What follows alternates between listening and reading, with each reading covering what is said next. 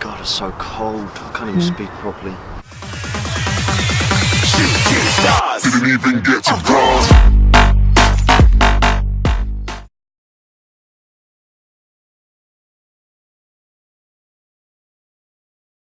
Hi guys, Chris here from Coach My Skills. Coming today here with another short video for you. I've had a couple of requests about this one, so today I'm doing soccer fitness. Now, there are many aspects to soccer fitness. You've got things like speed, endurance, stamina, agility, strength. So only today is what I want to focus on is building that base fitness. So if you're starting from like an off season and you're starting to work into a season that's upcoming and you're in pre-season with that and you want to start from the bottom and try and build that base up, that's the sort of fitness that I'm talking about now. So I want to just talk through three different types of training that you can do to help improve that soccer fitness.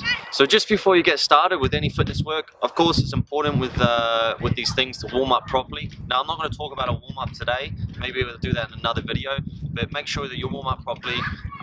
Certain things like dynamic movements are perfect for this sort of fitness work, so make sure you do that and avoid any injuries. Now I apologize for the wind. Quite strong here, so hopefully it doesn't affect the sound. Now the first training type that we'll speak about is continuous training. Now the clue is in the title with this one, continuous, as you can see there.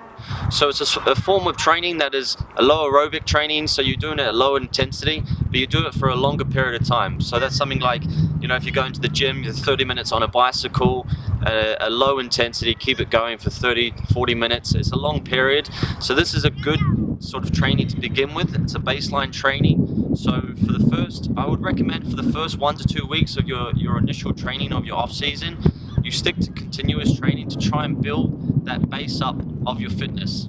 After you've built that base up of your fitness, after 1 to 2 weeks, you can start moving on to these other different types of training I'm about to speak about.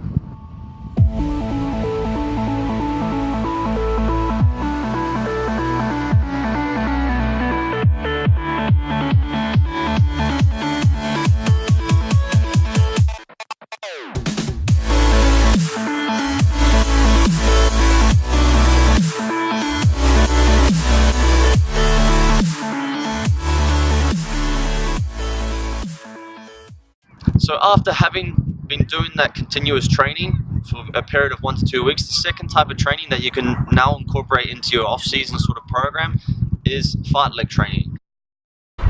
Believe it or not, that fartlek training means speed play in Swedish, of all languages. So for me, fartlek runs are like the holy grail for soccer fitness. What they are is basically, it's like a small surge of increased speed, and then you follow that up with coming back to your normal zone and recovering and then trying to repeat again. So it's very much specific to a football game where you're making short dashes, short sprints, and then you want to try and recover as quickly as possible. So they're perfect for football and something that you need to incorporate to build that soccer fitness base up. Now to start off with the fartlek runs, I would recommend just doing things like a 20 minute timed run, and you can do say a 3-minute jog and then do a fartlek run for 1 minute where you increase the speed, run at sort of 70 to 80% of your maximum. That's all it is. It's not a full out maximum run. You're not trying to hit the red line of things. You're not trying to push yourself to the limits. It's at a good pace like that. And then after you've done your minute, you're then going to recover again for those 3 minutes. So it's like I said, it's very specific for football. It's very relevant. So it's something you should definitely incorporate in your training.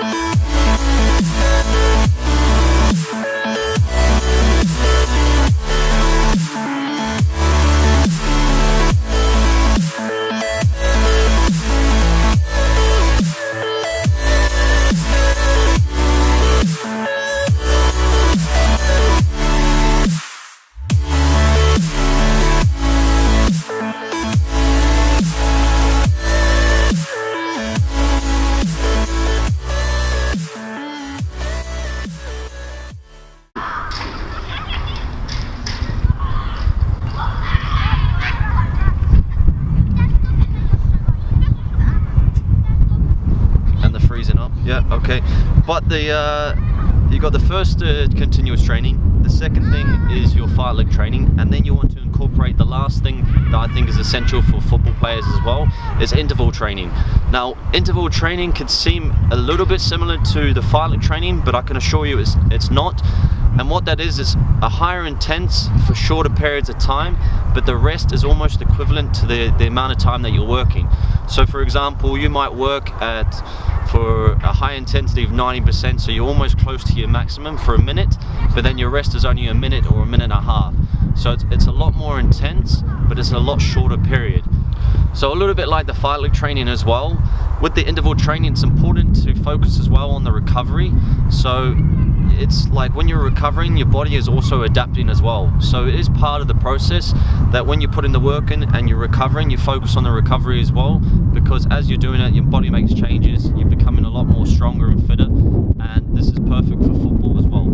So it's important that you build up through that, and I'll show you that as well, that you build from the continuous to your fight leg into your interval, and then you start to incorporate them all, and that will really give you a really good basic ground fitness for football, for moving forward into things that are more specific, like speed, agility, all those other things that you'll have as well that you can focus on another time.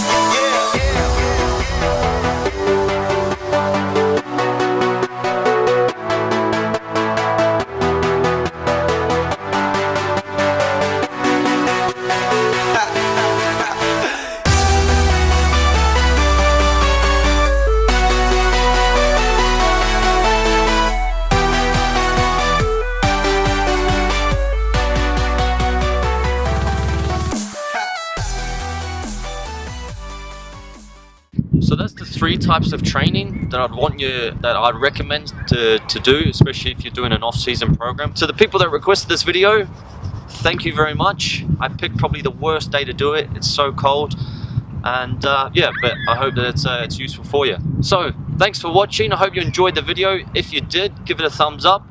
If you feel sorry for me standing in the cold, give me a thumbs up as well, and I'll see you in the next video.